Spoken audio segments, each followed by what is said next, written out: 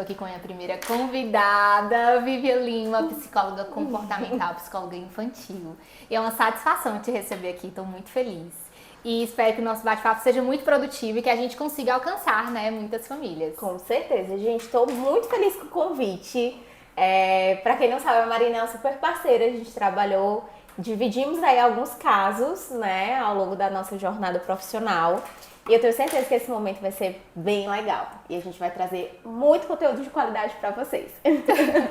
Vivian, hoje, atualmente, quais são os desafios que você enfrenta nas suas sessões com as crianças que não se comunicam?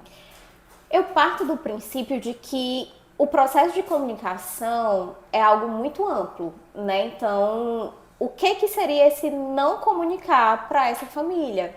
A partir do momento que eu recebo uma criança no consultório e eu percebo que existem defasagens dentro desse processo de linguagem, essa comunicação ela vai se apresentar de várias maneiras. Então, principalmente crianças menores, a gente começa com um panorama muito recorrente de alguns comportamentos motores. Então, essa criança vai ter um comportamento mais irritado, ela vai estar com um movimento talvez de birras mais intensos, de jogar coisas no chão, de talvez se jogar ao chão. Por quê? Porque existem coisas ali que ela está tentando trazer, comunicar para aquela família e muitas vezes a linguagem que ela está trazendo não é a mais acessível, né? Então, o processo de comunicação, ele acontece desde os nossos primeiros dias de vida. É inato, né? É inato, a gente está comunicando o tempo inteiro alguma coisa, né? Então, o papel do profissional psicólogo quando recebe uma criança com defasagens na comunicação é literalmente a gente conseguir mapear a rotina de comunicação dessa criança e de que forma a gente pode colocar estratégias para que ela se torne mais assertiva, né? Eu acho que até a palavra funcional acaba dando margem para a gente ter vários outros sentidos aí dentro desse contexto, né? Mas de que forma essa criança vai poder se comunicar de maneira mais assertiva em todos os outros ambientes? Porque a partir do momento em que a gente começa a ganhar na sessão, a gente precisa expandir para os outros ambientes também, né? Sem dúvidas. É como se se fosse necessário, a gente ter um olhar atento com a introdução de sistemas de comunicação alternativa, né? A comunicação de forma alternativa, seja com suporte visual, gestual, para que a gente consiga até mesmo diminuir essas barreiras, né? Porque eu acredito que a criança ela comunique dessa forma também, porque ela ainda não sabe como comunicar, né? Exatamente. E aí acontece tudo isso, como você trouxe, a comunicação ela é inata. Né? Então, a criança do choro, por exemplo, o choro é a comunicação da criança quando ela nasce. É choro para trocar fralda, é choro para fome, é choro para tudo. E a família consegue identificar qual é o choro. Esse choro tá mais agudo, tá com fome, esse aqui tá com dor, né? Mas tem alguns contextos com relação a esse processo de comunicação que se a criança tá se comportando daquela maneira, é porque tá surtindo efeito. Né? Então, acaba que quando a gente vai observar no contexto global, existem muitas raízes que nós terapeutas precisamos buscar. Né? Então, não é só, tá aqui a criança, daqui 50 minutos eu volto para pegar ela e você me passar o feedback da tua sessão, não é? Né? E aí são cenas dos próximos capítulos. E dos capítulos anteriores também, né? O que é que a gente faz nos Exatamente. bastidores da sessão, sem dúvida. O que é que antecede, né? As milhares de intervenções que a gente planeja ali. Literalmente. Bom, Vivian, e como você consegue potencializar, maximizar o desenvolvimento da comunicação funcional? Quais são as estratégias que você consegue utilizar dentro das suas sessões? Como que você consegue caminhar junto com a fonoaudiologia, né, na implementação de estratégias para uma comunicação afetiva e assertiva? São muitos contextos, na verdade. Eu parto do pressuposto de que para eu ser um bom profissional, eu preciso ter valores de uma boa pessoa. E talvez o que seja uma boa pessoa para mim não seja uma boa pessoa para você, né? Mas é como se a gente fosse literalmente afunilando o filtro das pessoas que nós vamos receber dentro do nosso consultório ou nas outras áreas de atuação que a gente vai se envolver ali a nível profissional. Mas a primeira coisa que eu sempre converso é sobre o vínculo que a gente vai criar. O vínculo que eu vou criar com essa criança, o vínculo que eu vou criar com essa família, o vínculo que eu vou criar com vocês, profissionais, que vão estar ali disponíveis para trabalhar diretamente comigo e vice-versa. né? A partir do momento em que a gente consegue encontrar uma vertente alinhada dentro da intervenção, né, de profissionais que estejam ali todos comprometidos na dinâmica de desenvolvimento daquela criança, as coisas começam a modificar.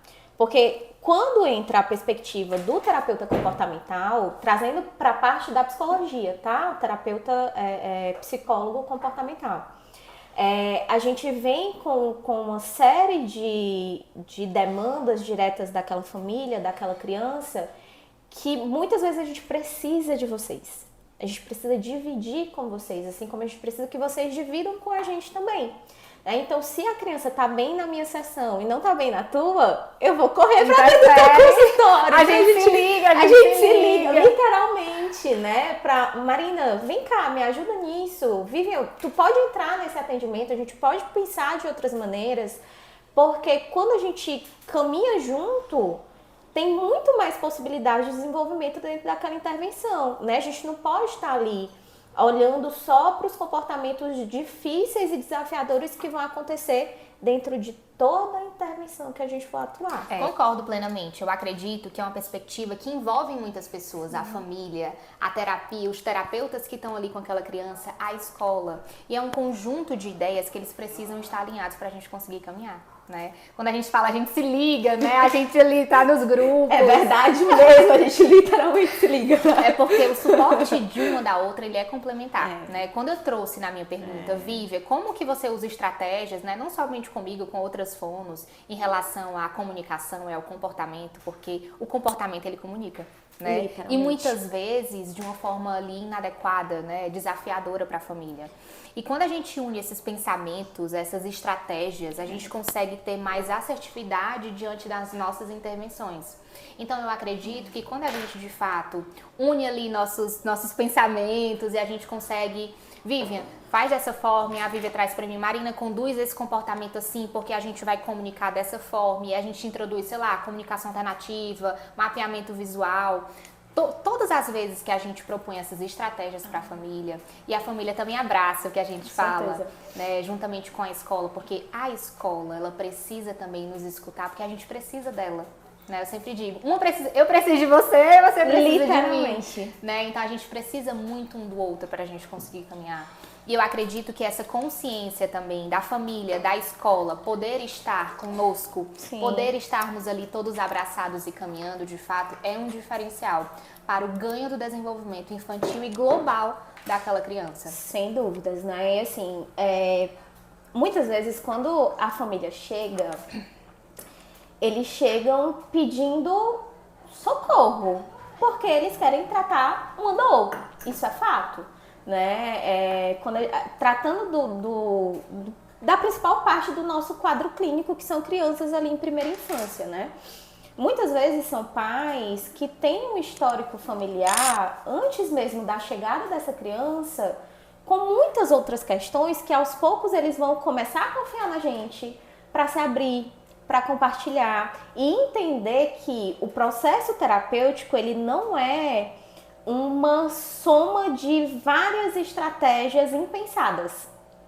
Tem que ser alinhada. Literalmente alinhadas. Porque se eu faço uma coisa e eu não vou explicar para você o porquê que eu estou fazendo aquilo e qual a função daquilo que eu estou fazendo, vai ser muito mais difícil até você, como profissional, aderir à estratégia que eu pensei na outra área de atuação para a intervenção dessa criança.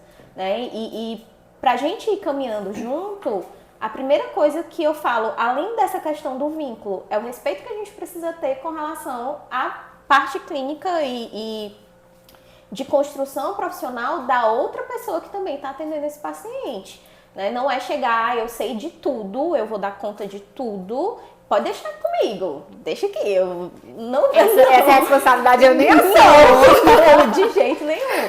Se o pai chegou ali procurando o auxílio de um fonoaudiólogo e eu não sou fonoaudióloga, eu não tenho por que tomar o teu espaço e a tua fala. Quem vai saber me direcionar com relação a isso é você. Eu posso somar com você, mas tomar o teu papel dentro dessa intervenção e vice-versa, né, é algo que, pra gente que tá ali construindo uma intervenção ética com a família e com o paciente, eu acho que a primeira coisa que a gente tem que ter em mente, né, de como a gente vai realmente estabelecer a nossa relação profissional para que isso também não impacte no desenvolvimento dessa intervenção, sem dúvidas. E você trouxe uma fala muito cuidadosa, né? A gente também precisa saber o contexto que a criança está inserida, né? Como é a família da criança, né? O que é que a criança passou, o que é que a criança passa, qual é o nível de sensibilidade daquela família. A gente recebe famílias muito sensibilizadas, que pedem ali socorro literalmente pra gente. E quando a gente se alinha, quando a gente se ajusta, algo planejado, personalizado, individualizado dentro de equipe, gente, é fantástico. É total diferença. É total, assim, Total é incrível diferença. a assertividade que a gente tem nesses casos, né? E Vívia, dentro assim da sua intervenção, da sua prática clínica, quais são os princípios da análise do comportamento que interferem, ou melhor, que auxiliam ali o desenvolvimento da comunicação? Agora pegou no meu ponto, gente. Sou psicóloga, sou analista do comportamento, completamente apaixonada desde o meu primeiro semestre da faculdade. Então, para mim, essa pergunta, eu poderia ter várias sessões de podcast sobre ela, tá? Mas assim, uma coisa que eu sempre converso muito com os acompanhantes terapêuticos que estão comigo é o quão valoroso foi para mim ser acompanhante terapêutica antes de iniciar a minha prática como profissional psicóloga. Eu comecei a CAT no meu 5º semestre da faculdade. Estava do 4º para o 5º e na psicologia são 10, 11 semestres mais ou menos. Então eu tive muita oportunidade de literalmente tirar da teoria e viver na prática, né? E isso me deu uma perspectiva de intervenção clínica totalmente diferente. Então quando eu me deparo com as pessoas reduzindo a análise do comportamento, a estratégia de reforçamento, gente, não. É extremamente importante porque quando a gente fala de análise do comportamento, a gente fala de reforço, vocês precisam entender o reforço como tudo aquilo que vai potencializar aquele comportamento de acontecer novamente, certo? Só que antes disso, eu preciso entender o que seleciona o meu comportamento. Para que seja mantido, eu preciso primeiro selecionar a forma que eu vou me comportar. Então, vamos lá. Quando a gente vai fazer um contexto de análise complexa ali, de uma demanda que chegou pra gente dentro da intervenção, por que eu falo tanto sobre o contexto familiar, né? Quando a gente chega com uma demanda de atraso de linguagem ou qualquer outra questão que a família possa trazer, eu preciso pensar em alguns pontos do que pode ter selecionado aquele comportamento. Uma coisa super importante, o próprio processo de evolução da nossa espécie e os fatores biológicos associados ao desenvolvimento dessa criança, certo? Uma outra coisa que eu preciso ver é a cultura em que essa criança está inserida. E não só a cultura no contexto país, tá? Ou região, mas a cultura dessa família. O que é valoroso para essa família? Quais são as perspectivas que eles estão passando para essa criança? E uma outra coisa que é extremamente importante, o histórico de vida dela.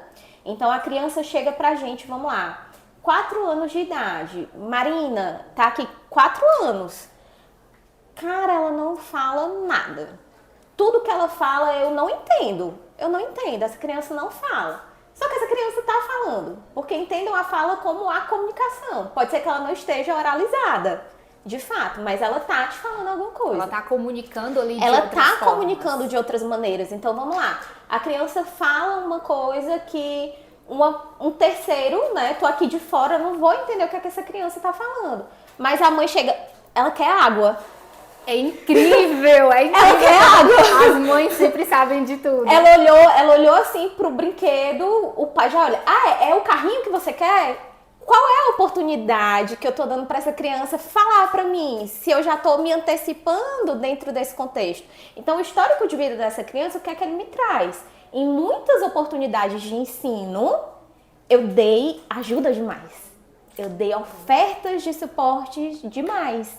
Eu fui, mas eu não tive muito a métrica do opa, agora eu vou esperar aqui para ver o que ela vai... O que ela vai entregar. O que ela vai entregar, exatamente, né? Então, dentro dessa questão, eu sempre parto muito desse primeiro ponto, porque é a base. A base comportamental eu preciso pensar no que selecionou aquela forma de comportar. Então, a partir disso, eu já entendi. Talvez seja uma criança que tem alguma questão motora, então eu preciso pensar em alguma estratégia que vá ali estruturar uma forma mais prática dela aprender, certo? É uma criança que já vem de um histórico de vida com algumas tentativas mais falhas dentro desse processo de comunicação e ela já se frustra mais rápido. Então eu preciso pensar em estratégias de como eu vou fazer para essa criança se frustrar menos. Será que é o ensino da habilidade de esperar? Ela não espera 1 segundo, pois a gente vai com 0,5 segundos. Ela tá esperando, eu vou para 1 segundo, eu vou para 2. A gente vai no caminhar de acordo com que a criança vai ali, de fato, desenvolvendo. Literalmente, né? E acaba entrando num contexto de que as estratégias que a gente vai pensar, elas precisam ser colocadas de uma forma muito gradual. Eu, como terapeuta, e aí agora eu vou trazer o contexto de quando eu comecei, né, como psicóloga formada. Para mim, tudo que eu tinha avaliado na primeira avaliação tinha que entrar logo no plano terapêutico da criança. Independente, ele precisa de 50 metas, eu quero trabalhar 50 metas. Com o passar do tempo, a gente vê que é totalmente improvável ter sucesso. É impossível a gente conseguir implementar, né? Basicamente, né? Então hoje, o que eu preciso pensar? O que realmente é urgente? O que essa família tá me dando de retorno? O que eu posso ver que isso aqui, esse é o ponto que essa família realmente vai se comprometer comigo. Posso contar com vocês? Então vamos junto. O que faz sentido também para as outras terapeutas, né? O que a terapeuta ocupacional pensou? O que a fonoaudióloga pensou? Vamos juntar aqui as nossas perspectivas e vamos unificar esse plano de ensino para que o que eu faça também possa ser multiplicado por você, o que você faz seja também multiplicado por mim, né? Então, basicamente isso. Se eu pudesse dizer para todo mundo, estudem análise do comportamento, é gostoso. Olha quem diz. Às vezes, mas eu vou ser sincera, às vezes a leitura ela não é tão fluida. Aqui nos bastidores nós temos uma estudante de psicologia e acredito eu que talvez ela concorde comigo. As leituras analítico-comportamentais, elas são muito densas em alguns contextos, né? Mas eu sempre falo que uma pessoa apaixonada pelo que faz, ela sempre vai conseguir acessar uma linguagem que possa alcançar outras pessoas. E Sem isso dúvidas. envolve muita dedicação, né? Sem dúvidas. É como você trouxe. A base ela é muito ampla, né? A base ela é gigantesca ali, englobam vários pré-requisitos, né? E aí você trouxe vários, você falando e eu aqui raciocinando, é isso daí, é isso daí. E um dos pontos importantes que eu acho da sua fala é a questão das oportunidades que você trouxe inicialmente, né? A gente precisa entender como que essa criança está vivendo ali com aquela família, o tanto que ela está sendo exposta, porque não adianta nada a gente ter um plano de intervenção ali, propor várias coisas, a família está replicando? Ela está tendo oportunidade? Porque a oportunidade faz diferença. A gente precisa dar oportunidade para as nossas crianças. E, por exemplo, olhou, já sabe que é água, vamos deixar ela pedir a água, né? Eu particularmente vejo muito isso na avaliação. Não, mas eu já sei que é isso. Não, eu disse, gente, mas vamos esperar, pelo amor de Deus, né? Eu preciso ver, a criança precisa ter oportunidade, né? E uma segunda pontuação da sua fala é sobre as nossas prioridades dentro da nossa intervenção. Quando a gente avalia uma criança, a gente tem uma perspectiva de um mundo da comunicação, né? O perfil funcional da comunicação daquela criança. Como ela se comunica, com quem ela se comunica, por que ela comunica, como ela comunica. E a gente precisa entender dentro desse globo, desse mundo, porque eu acredito que tudo envolve a comunicação, né? A gente precisa entender que nem sempre, e isso é importante para que a família também entenda, que a família às vezes chega com várias demandas pra gente. E ali em determinada situação, às vezes a gente sente, poxa, sobrecarregada, são muitas demandas. E eu costumo ser muito prática ali com as minhas famílias, dizer, gente, vamos por partes. Vamos coisa de cada vez. Calma. Vamos fracionando ali. Porque dentro de tantos desafios que às vezes aparecem em crianças que não se comunicam, né? Ou tem uma comunicação ali muito difícil, a gente precisa estabelecer prioridades. E antes da fala, a Vivi até trouxe algo interessante que eu sempre gosto de tocar no assunto. Existem habilidades pré-requisitos. Então, assim, às vezes, na minha sessão, coloquei como método de trabalhar no programa contato visual. Porque eu preciso que a criança olhe para o movimento da minha boca, olhe para mim, olhe para o movimento da minha boca, para que ela consiga ter um modelo. Então, a gente também tem pré-requisitos que são essenciais e que as famílias precisam entender que precisa ser trabalhado. Então, é um conjunto de coisas, né? É quando você fala que eu posso estimular o que você está propondo em intervenção, a AT pode estimular, a TO pode estimular e vice-versa. Olha, Marina, eu estou trabalhando isso, tenta na tua sessão também trabalhar. Então, esse compartilhar, essa troca, ela é significativa, ou melhor, ela é necessária. E eu acho que dentro desse contexto de ter uma comunicação eficaz, a gente sempre fala da fala e não da comunicação. E o que eu penso é, a criança ela pode não falar, mas ela não pode deixar de se comunicar, né? Porque eu acho que o foco maior sempre, eu acho que no geral assim, né, é a fala. Marina não fala, Marina eu preciso que fale. Mas vamos antes da fala, como que ela comunica? Porque eu preciso, é melhor a criança chegar pra mim e fazer assim, apontar pra barriga, passar a mão na barriga, do que ela ir lá e puxar você, morder você, bater em você. Ela não comunicou de forma funcional. Então a gente precisa tirar um pouco do eixo ali, o que tá tão cravado na cabeça das pessoas, a fala, e ir para o que antecede e que é prioridade, né? A comunicação. E o que a gente fala, o comportamento, ele reflete muito. Vai falando, vai passando um filme na cabeça. Eu imagino. Todas os casos que já passaram pela nossa vida, né? Não só os casos que são atendidos hoje, mas todas as vidas que a gente teve a oportunidade de tocar de alguma maneira. De transformar, né? Porque quando é gratificante, né? Quando a gente, principalmente, assim, falo da Vivian especificamente porque a gente compartilha alguns casos e tem casos que, poxa, a gente já chegou pra chorar junta, poxa, meu Deus, que fantástico, a gente tá conseguindo, vamos implementar. Então, a gente fala, minha filha, vida de terapeuta não é fácil não, é assim. Verdade. Mas a gente ganha muitas coisas, né? A gente ganha muitas habilidades. E isso é a qualidade, não é a quantidade do que a gente propõe, né? E é esse caminhar junto que torna tudo mais leve, tudo melhor, né? E mais, assim, assertivo. Não só para mim, mas para a criança, para terapeuta no geral.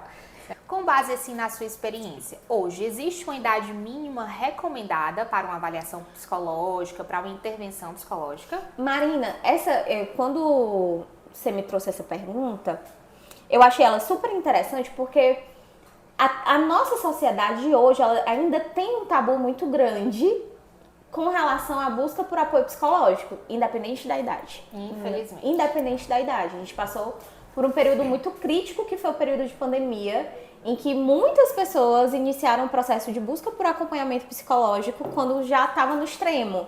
Depois disso, eu percebi uma flexibilização um pouco maior e um contexto mais próximo do público mesmo com relação à questão de saúde mental, né? Então, quando a gente fala do profissional psicólogo e traz essa perspectiva, é muito importante desmistificar algumas coisas associadas ao nosso trabalho enquanto terapeuta, né, psicólogo clínico.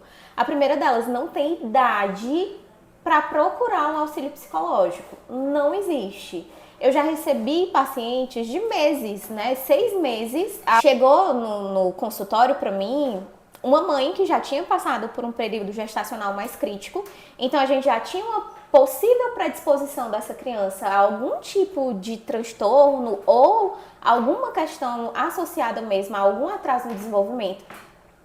E aí eu fiz um mapeamento, né, mês a mês, dos 6 meses de vida ao primeiro ano, para que eu pudesse ver ali como que estava o desenvolvimento infantil dessa criança. Até o primeiro ano, todos os marcos do desenvolvimento atingidos, como estava esperado. Depois a gente começou a espaçar. Se eu via aquela criança mês a mês, eu comecei a dar espaços um pouco maiores. E não foi um caso, por exemplo, que precisou de intervenção terapêutica prolongada. Eu fiz um rastreio daquele desenvolvimento em si, né? Então, se você percebe atraso no desenvolvimento da criança, se você percebe dificuldades de maturação emocional que sejam para além do esperado para aquela idade, porque muitas vezes as famílias chegam esperando uma postura de adulto, de uma criança que está com o cérebro completamente imaturo e em desenvolvimento. Então é impossível eu pedir para uma criança de 2 anos ter um processo de resolução de problemas tão assertivo quanto uma criança de 6, 7 anos. Que é completamente diferente. Completamente diferente. A gente já conseguiu ali outras margens de desenvolvimento muito importantes, né? Então, se você percebe, tem um atraso nesse desenvolvimento motor, por exemplo, tem um atraso no desenvolvimento oral, que é a fala propriamente dita, que é a minha vocalização.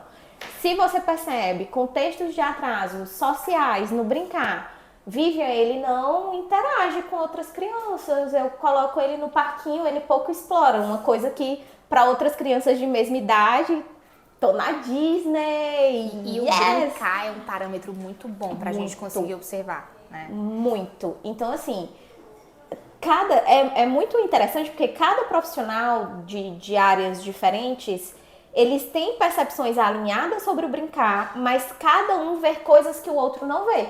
Então, quando eu chego para avaliar o brincar de uma criança, eu vejo muito mais parâmetros psicológicos do que propriamente os contextos da fonoaudiologia.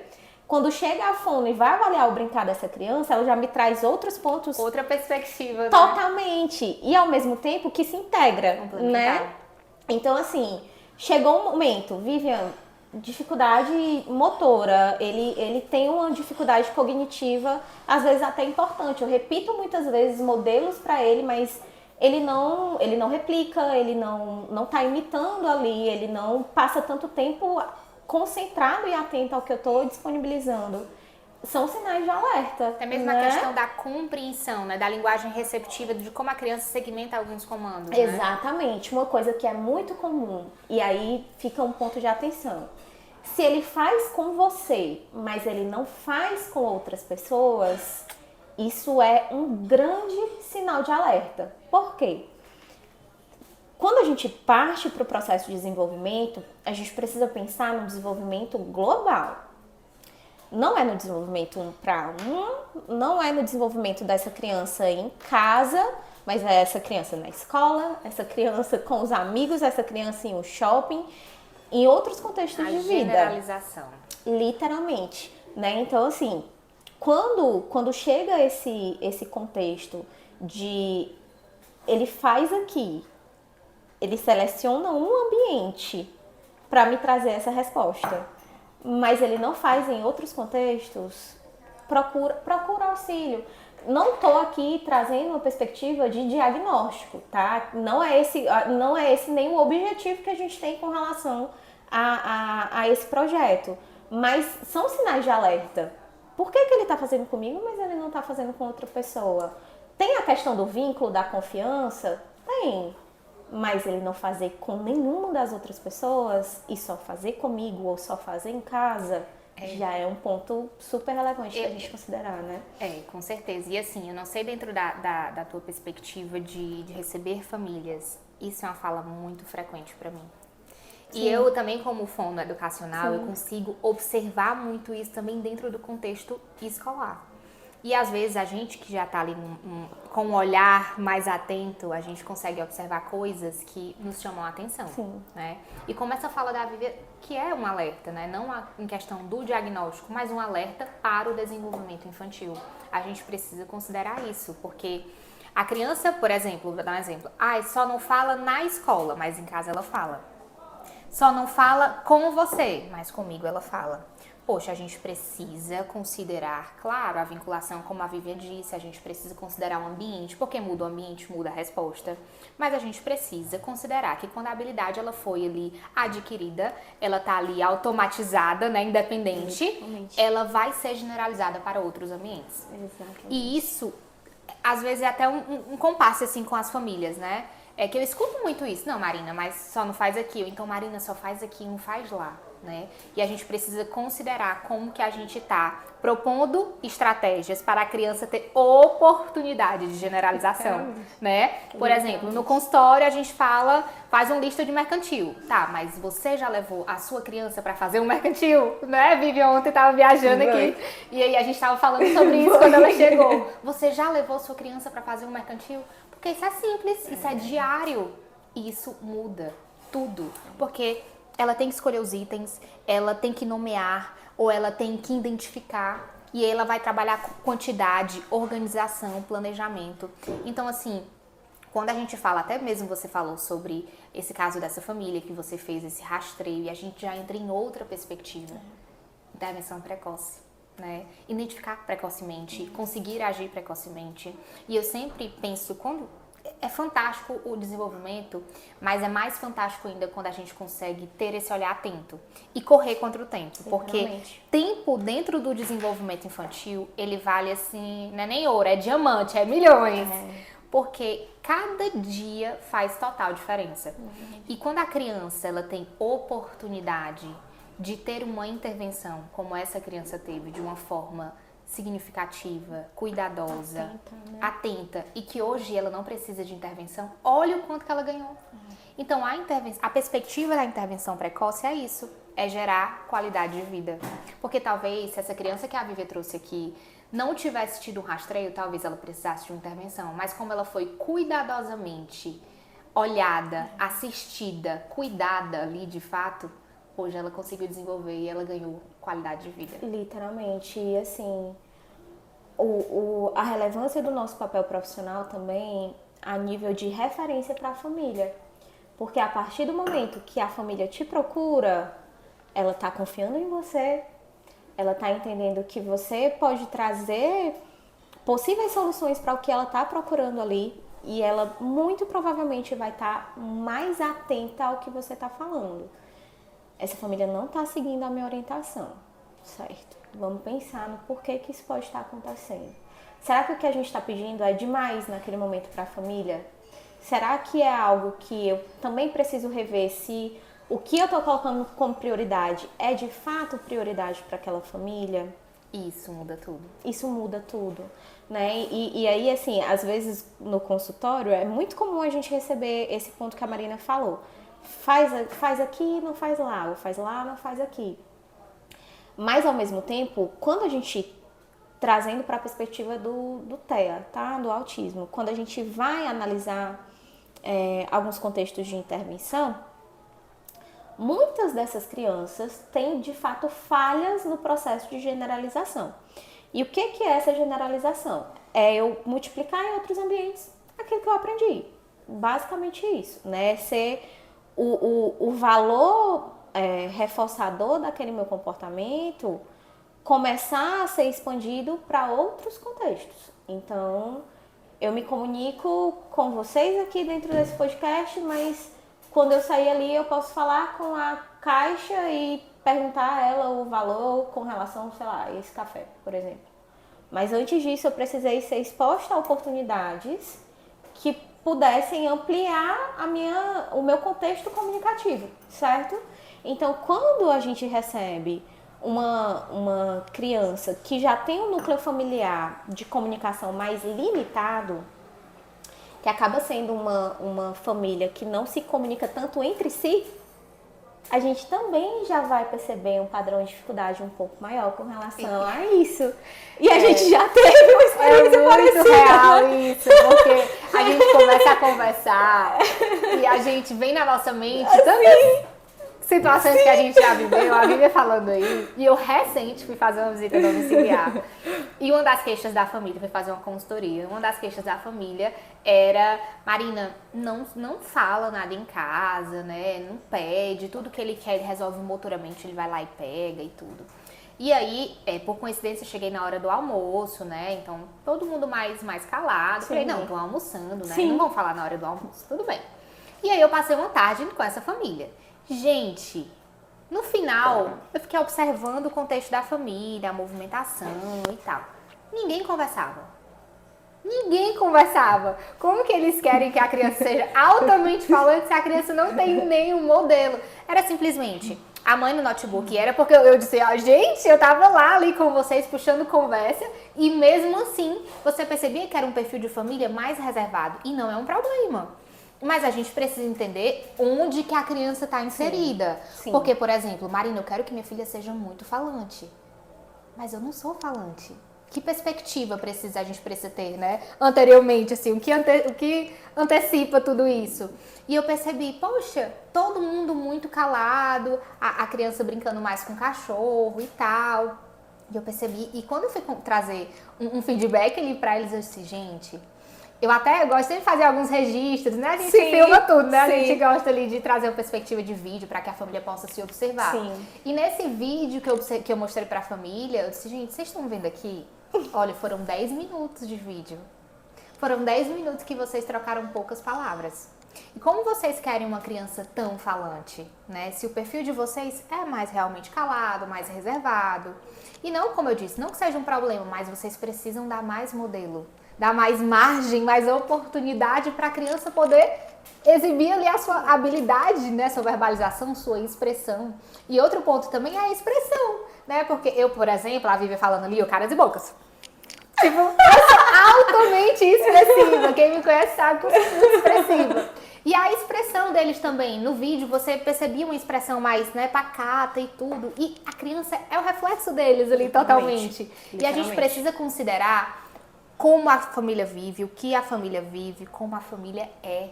A identidade daquela família. Porque vários momentos a gente precisa considerar isso, porque não adianta a gente trazer uma perspectiva que a família não vai dar conta, uma meta que não é a meta da família, uma prioridade que pra mim é uma prioridade, mas pra família talvez não seja. E aí a gente começa a trazer, eu gosto muito de filmar porque eu mostro pra família, gente, olha isso. É aqui, né? É aqui. E a família, nossa, Marina, eu nem reparava nisso, nossa, Marina, é mesmo. E aí quando a gente falando e vai passando vários filmes na nossa cabeça, porque realmente é isso, né? É tão gigantesca essas coisas que a gente fala, que a gente não consegue mensurar ali, às vezes em palavras, como que a gente vai conduzir determinadas situações, né? Verdade. Vivian, e assim, dentro de toda essa perspectiva, dessa fala fantástica que você acabou de trazer, quais sinais de alerta, assim, algo mais objetivo? Sinais de alerta que nós profissionais podemos ter, as famílias, as escolas, o que é que você pontua sobre alerta em relação à questão psicológica? Dentro do desenvolvimento infantil, a gente tem muitas lacunas, né, de diferenças entre idades. Então, a primeira coisa que a gente precisa se reportar, qual é a idade daquela criança, né? O que minimamente naquele processo ela já deveria estar apresentando. Mas o que é muito comum de chegar, né, no contexto de intervenção clínica. Intervenção clínica, quando eu falo, gente, não pensem só no contexto de sala, 4 paredes e acabou, né? A intervenção psicológica, principalmente em contextos de terapia ABA ou de psicoterapia, a gente vai muito além. Então a gente tem contato com a escola, a gente tem contato com outros profissionais, a gente tem contato com essa família, a gente quer observar a criança nas coisas que ela gosta, nas coisas que ela não gosta, mas tem alguns pontos que sempre me chamam muita atenção. A primeira coisa, como essa criança responde em ambientes que não são familiares a ela. Tudo de menos, eu acho um ponto de alerta. Tudo de mais, também. Então, se é uma criança que chega... Vou usar o espaço que nós estamos, tá? Chega em um café. Tem muitas pessoas dentro desse ambiente e a criança está completamente dispersa. Ela não para, ela não olha o que está acontecendo, ela está numa postura completamente passiva. Se a mãe segurar na mão ou o pai levar para um lado, ela vai, se levar para o outro, ela vai. Se chegar uma pessoa estranha e segurar ela pela mão, ela não vai parar, não vai olhar para ver quem é essa pessoa, não vai identificar uma pessoa de referência. Isso para mim é extremamente sério. Então chega uma criança que eu baixo a altura dela, eu vou cumprimentar, a criança está brincando, ela permanece brincando com o que ela está fazendo e ela não para nem por um segundo o que ela está fazendo para pelo menos olhar para quem está falando com ela, isso já me liga um alerta muito importante. Porque pode acontecer e já aconteceram muitas vezes, de eu chegar, a criança chegar na recepção, eu cumprimentar a família, cumprimentar a criança tá ali brincando, ela permanece brincando, eu começo a brincar com o que ela está brincando, ela não olha para mim, Não ela direciona a atenção. não direciona a atenção, ela segura na minha mão e ela vai para onde eu levar. Ah, mas ela é ótima, ela vai com todo mundo. Opa! Aí a gente já tem que ensinar que essa criança não tem que ser ótima para ir com todo mundo, porque eu sou estranha. Tudo bem, eu tô ali para atender aquela criança, para ser futuramente terapeuta dela, mas eu sou uma estranha. Então por exemplo, o que eu espero nesse contexto? A criança olhar para mim, ok, se ela gostar de mim ali naquele momento, ela vai começar a interagir um pouco mais. Se ela for um pouco mais retraída, talvez eu vá precisar ter um pouco mais de contato com ela. Se eu for direcionar ela para um outro ambiente, eu espero que ela rastreie esse lugar. Ela vá olhando aqui, cadê meu pai, cadê minha mãe? A familiar sentiu de alguma maneira, olhou tipo, vai filho, ou vamos. A mamãe vai te deixar lá se você não quiser ir, né? Eu entro junto com você. Já tive muitos pacientes que eu passei mais de 6 meses para que a criança pudesse ficar sem a família dentro da sala, sem a mãe, sem a babá, e tudo bem. Eu preciso que ela se sinta confortável e segura, né? Então, se é uma criança que não segue um comando, cara, toca aqui, que legal. Ok, vou continuar aqui. É uma criança que eu falo e não apresenta um contato visual mais sustentado. E aqui, entenda, eu não estou colocando contato visual como uma regra para aquisição de habilidades, tá? É super importante, mas também não posso forçar essa criança. Olha pra mim, olha aqui dentro do meu olho. Não posso fazer isso, é cruel. Agora se coloca no lugar dessa criança. Eu queria que eu estivesse aqui segurando teu rosto pra conseguir sustentar o olhar pra mim. Não tem como, né? Mas, pelo menos, apresentar um mínimo desse comportamento, mesmo que seja de forma mais espaçada, para a segurança dela dentro desse ambiente é relevante. E até mesmo estratégias, né? Eu tava com um paciente, até com a Lara, que tá aqui nos bastidores com a gente. E eu tentando ali me comunicar com ele, eram os primeiros momentos que eu tava com ele. Eu percebi que o contato visual era um desafio. E aí eu comecei a pegar os recursos que estavam ali com ele, eu subia, não sei o que, vamos supor, eu peguei aqui, ele olhava pra mim, a gente fazia aquela triangulação, não sei o que, perfeito. Mesmo que com pouco tempo de sustentação, eu tinha o treino daquela habilidade. Exatamente. E eu acho que é isso que você até pontuou. Não é uma regra, mas a gente tem infinitas formas de estimular. Né? E complementando a sua fala, o que eu percebo também é essa tolerância em determinadas circunstâncias, né? Sim. Eu acredito até que você pode complementar a fala sobre a tolerância, sobre o baixo limiar de frustração, que eu percebo também que em determinados contextos, situações, eu percebo que também nos chama a atenção, né? Sim, sem dúvidas. A primeira coisa que eu falo ninguém gosta de esperar. Esse é o ponto. Não é nada atrativo. Não é nada atrativo a gente ter que esperar. E a nossa sociedade, ela é extremamente imediatista. Então, eu quero agora, eu quero pra ontem, vamos.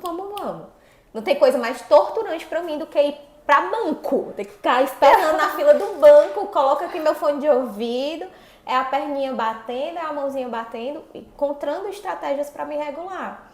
Pra uma criança não é diferente, né? Então, assim, se nós já temos um padrão de comunicação mais limitado dentro daquele contexto, e a gente percebe alguns fatores, uma coisa importante a nível de sinal de alerta, imitação.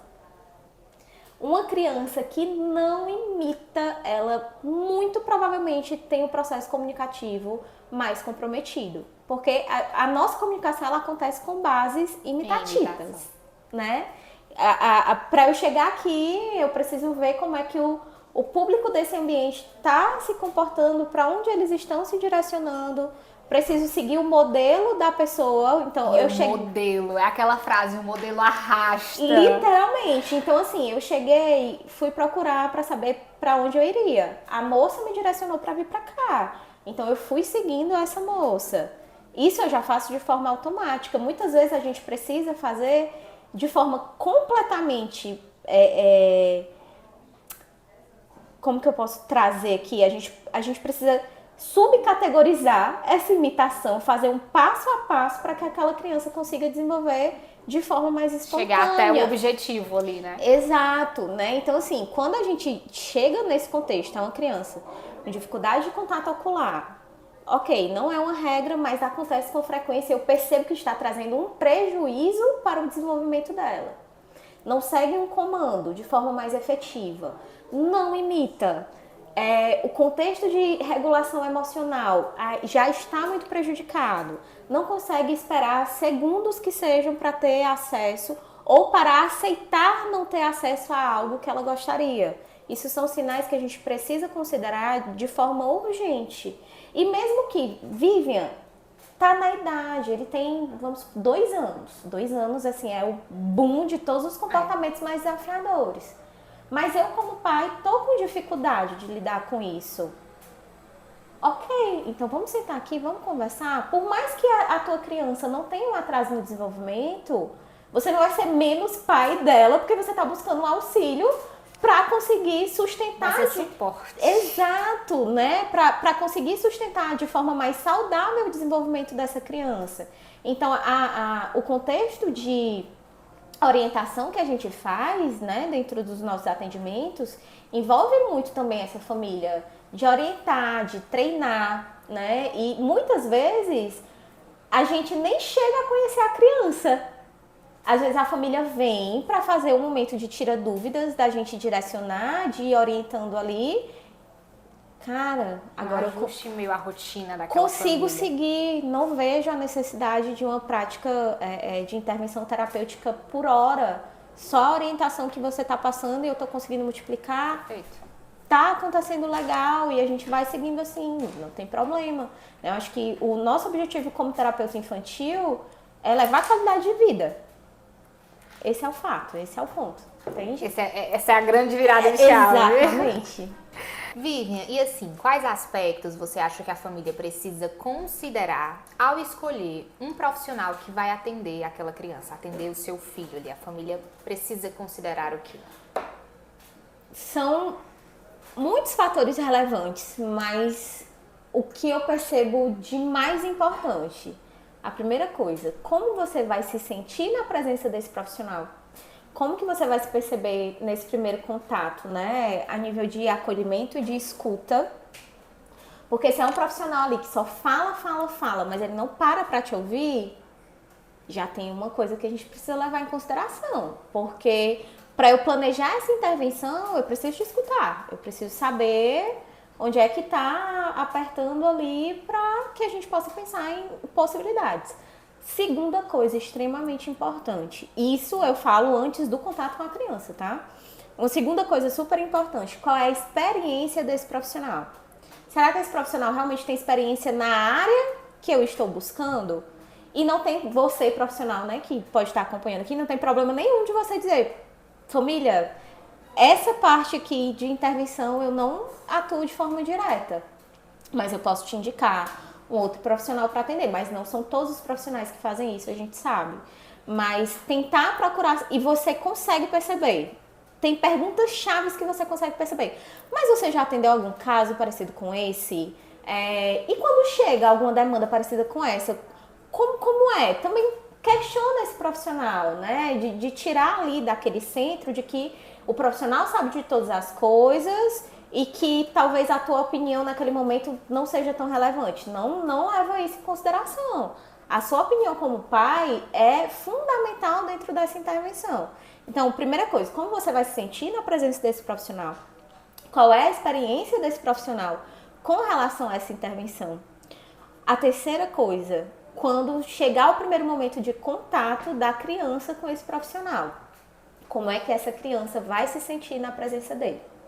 Isso é extremamente importante. Muitas vezes as crianças não vão ficar confortáveis no primeiro encontro e tudo bem, acontece, a gente está ali planejando um núcleo de vinculação maior. Mas como também que esse profissional vai contornar essa situação? Isso aí é o pulo do gato, aí é a virada de chave. Como é que ele vai fazer? Qual é o nível de segurança que ele vai gerar dentro daquele ambiente para a criança e para a família? Porque a partir do momento que a criança está angustiada para não iniciar uma intervenção, também tem uma família ali que está tão angustiada quanto. Então isso entra muito nesse ponto, né? Procurar saber referências desse profissional também é importante. Não vai às cegas, tenta procurar. Conhece ela? tenta ver com outros profissionais da área também, se é uma pessoa, né, de confiança de fato. Muitas vezes o olhar do outro pode não ser o seu, mas se a gente tem 70% de respostas ali que não são tão positivas com relação à atuação daquele profissional, então talvez não seja só o seu olhar. Né? É bom considerar, sem sombra de dúvidas. Mas eu levaria em consideração realmente esses pontos.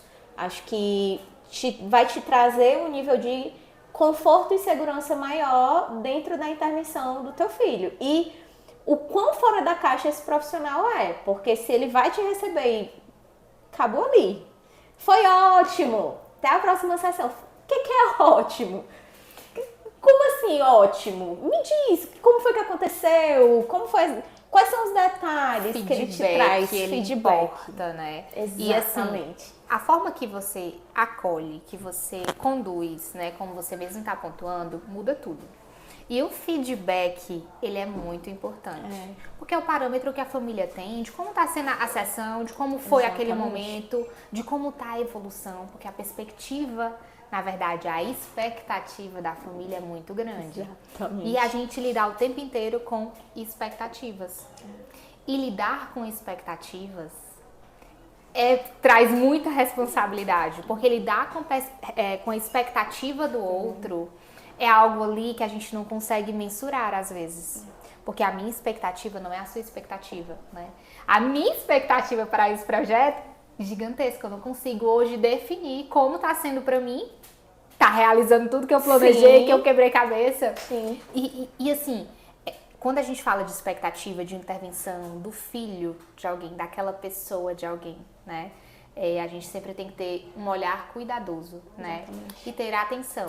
E quando você trouxe a fala o profissional, ele precisa reconhecer quando ele não dá conta. E faz parte. Na fonoaudiologia, existe audiologia, existe a área hospitalar, existe a área educacional, existe tantas possibilidades. Eu não sei nada de aparelho.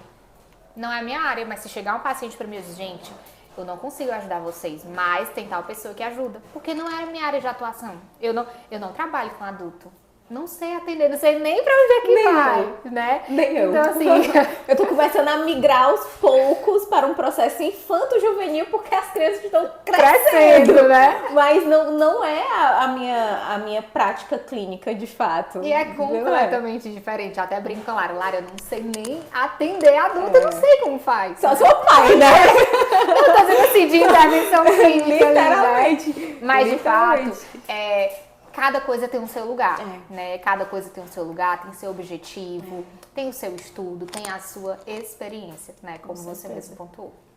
Vivian, e assim, quais são os benefícios de uma abordagem multidisciplinar no campo da psicologia, associado também à fonoaudiologia? O trabalho em equipe, assim, o trabalho multidisciplinar.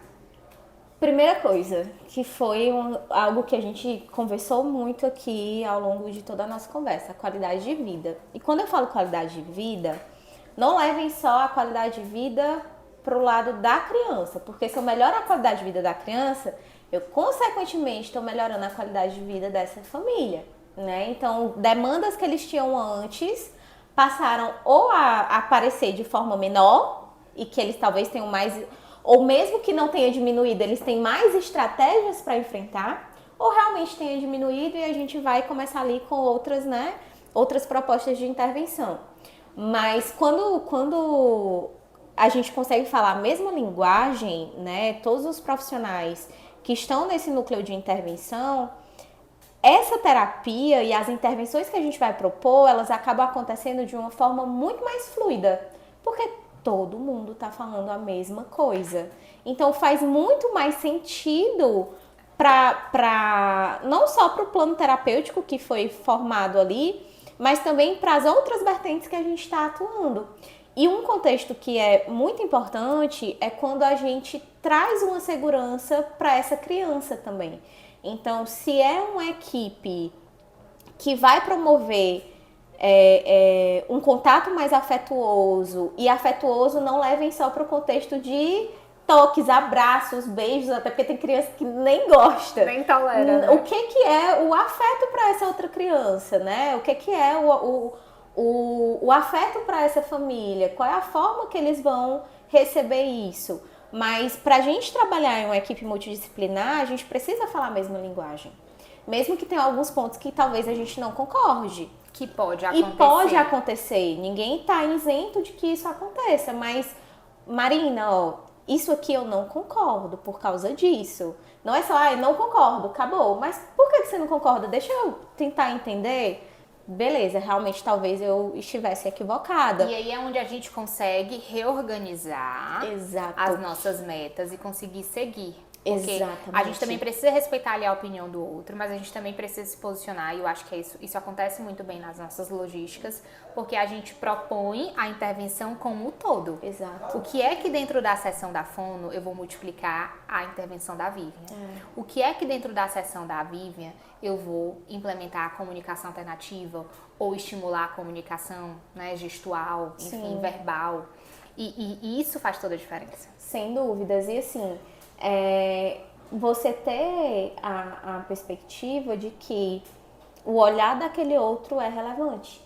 Então, chegar para somar. Se é uma equipe que realmente soma e não tá ali, né, os membros, cada um pro seu lado, cada um fazendo o que eles acham que realmente é o adequado, independente do que o outro profissional tá pensando ou do que essa família vem pontuando. Então, pra gente ir seguindo, e eu vejo muita vantagem. Às vezes as famílias têm até uma visão muitas vezes equivocada, às vezes até de traumas anteriores que eles já passaram a nível de intervenção, por exemplo, de atendimentos em conjunto. E aí, mas às vezes o profissional fica lá dentro, quem é que me garante que ele está atendendo meu filho? Vai que ele está só no celular, vai que ele está só conversando ali com outro profissional? Vou dizer que isso não acontece? Acontece. Não vou dizer que é uma mentira, acontece. Por isso que a gente já conversou sobre a importância de você conhecer o profissional que está atendendo seu filho. Porque quando a gente entra para um atendimento em conjunto, a gente já tem uma meta ali. Marina, eu tô com dúvida nisso, a gente precisa ver isso. Vivian, vamos pensar nisso, vamos fazer de tal forma? Faz aí pra eu ver. A primeira coisa, toda vez que a Marina trazia uma dúvida pra mim, Marina, faz aí pra eu ver. Total. Tu percebe, quando tu faz isso, tu percebe que acontece tal coisa? Vamos tentar de uma forma diferente. Quando a gente foi implementar um sistema de comunicação robusta para criança e ela foi me ensinar a mexer. E eu tava mexendo errado. Ela, não, tu tem que apertar aqui. Agora vai de novo, né? Então, assim, é um contexto em que você também vai entrar para ser moldado. Porque a teoria é completamente diferente da prática. Eu sempre digo, totalmente. A teoria, ela é muito linda, né? Mas a prática, porque, por exemplo, até mesmo esses cursos que a gente faz, a comunicação alternativa em si, ela tem vários segmentos. Sim. E nem sempre a gente consegue colocar tal, igual, proposto. E a gente vai se moldando ali, de acordo com a realidade, com a intervenção, com os profissionais. E a gente vai modelando, aprendendo e a gente vai conseguindo desenvolver. Né? Eu acho que faz parte disso. A gente também... Né? É muito real isso que a Vivi tá falando. Vai, ela me coloca pra fazer, eu coloco ela pra fazer. Porque faz parte desse processo da gente sempre querer mais pela criança. Exatamente, né? Então, assim, entrou um contexto, o profissional te propôs. Eu tô precisando fazer um atendimento com a TO. Você não sentiu segurança com relação a isso? Aí talvez a gente tenha que voltar algumas casinhas. Pensar o porquê que você não está se sentindo seguro para que isso aconteça. Pensar qual é o retorno que esses profissionais estão trazendo para a prática interventiva dessa criança. E de que forma você pode estar mais ciente do que está acontecendo. Porque se a gente está planejando uma intervenção juntas e nós chegamos num denominador comum do que realmente precisa ser meta naquele momento a nível de intervenção e a gente tem a base para sustentar o porquê que a gente pensou nisso, aí já faz total diferença. Mas se você, profissional, tá fazendo parte de uma equipe multidisciplinar que não tá te dando esse retorno, talvez realmente seja o fato de você pensar, primeira coisa, será que realmente eu tô tendo espaço dentro dessa equipe? Será que é viável eu permanecer dentro dessa equipe? Segunda coisa, eu preciso também comunicar essa minha percepção para esses profissionais de uma forma amistosa, obviamente, até para que a gente consiga resolver, se esse profissional estiver aberto, nem todos vão estar, isso é um fato. Então, às vezes você pode pedir 100 vezes uma reunião e talvez o profissional não vai topar, e isso acontece. E isso, às vezes, né? é um fator que nos faz sair do caso. Literalmente. Porque trabalhar sozinho é difícil. É duro. Na verdade, é inviável. Porque toda intervenção, eu acredito que ela é complementar a outro profissional. E essa fala que você fala das sessões multi, né? É ainda um receio muito grande das famílias. Só que, na verdade, eu acredito que as famílias ainda não tenham a clareza do ganho disso. Da forma de uma sessão interdisciplinar, ela ser assertiva para a tua intervenção, para a minha intervenção. Porque é um contato mútuo ali, é uma intervenção mútua que a gente está até mesmo fazendo correções de condução de comportamento, correções de modelagem de comunicação alternativa. Então, assim, as sessões multi, assim, eu sou totalmente a favor, já fiz algumas, adoro, a gente já fez algumas juntas. E o quanto que agrega, a gente consegue ajustar, né, um olhar assim, olha, Maria, isso daqui talvez se a gente mudasse isso, né? Então eu acho que eu acho que é muito amplo, é um mundo assim que a gente falaria horas, né, sobre o desenvolvimento infantil, sobre como a comunicação ela interfere no comportamento e vice-versa, né? E assim, para finalizar esse nosso momento, eu acredito que a gente hoje se reunindo, a gente consegue agregar para as famílias, né? O intuito do projeto era que a gente pudesse trazer informação a todos, independente se eles estão longe ou se estão perto, né? Que a gente pudesse acolher essas famílias, orientar essas famílias, com o intuito de sempre agregar a sua criança que está aí, né? Seja filho, seja sobrinho, né? Seja neto, mas para que a gente possa contribuir para o desenvolvimento global, não só da linguagem, né? Não só a questão comportamental, mas o desenvolvimento global dessa criança. Eu me sinto honrada pela sua presença aqui, estou muito feliz nesse nosso momento. E eu espero que vocês, deixem aqui nos comentários o que é que vocês estão achando, pra gente poder depois, trazer vários também, outros momentos, quem sabe, né, spoiler aí, uma segunda edição. Me convidem de novo, vou adorar. Mas assim, tô muito feliz, né, e queria que você trouxesse um feedback também de como tá sendo esse momento pra você. Gente, quando eu cheguei foi muito interessante, porque é muito diferente quando você tá em um espaço que você se sente confortável. E eu falei muito sobre isso hoje, né? Mas foi literalmente o que aconteceu comigo aqui. Então, eu sempre parto do princípio que eu acho incrível ver as pessoas que eu torço conquistando coisas. Independente do que seja, se é o que você sonhou e você está conquistando, então a gente tem que celebrar mesmo, né? E eu sei que durante a preparação de todo esse processo, eu tô muito nervosa, eu tô muito ansiosa, e vai dar certo, vamos lá. Se tiver que refazer, a gente refaz, a gente vai tentar e vai fluir, vai ser incrível. E realmente eu tô finalizando com essa sensação. Parece que o tempo passou super rápido. Passamos horas aqui conversando. A gente passou muito tempo conversando, né? Às vezes vão chegar cortes aí pra vocês, mas de coisas que a gente prolongou muito o assunto e a gente nem percebeu o tempo passar, né? Então, assim, pra mim é um projeto que eu não tenho dúvidas de que vai ser um sucesso. Eu tô super ansiosa pra ver os outros profissionais que vão estar aqui também, sem dúvidas. E acho que o ponto principal, que era o que a gente estava conversando nos bastidores, é que o que vai ser compartilhado daqui não vai parar só em vocês. Pelo menos eu espero que não.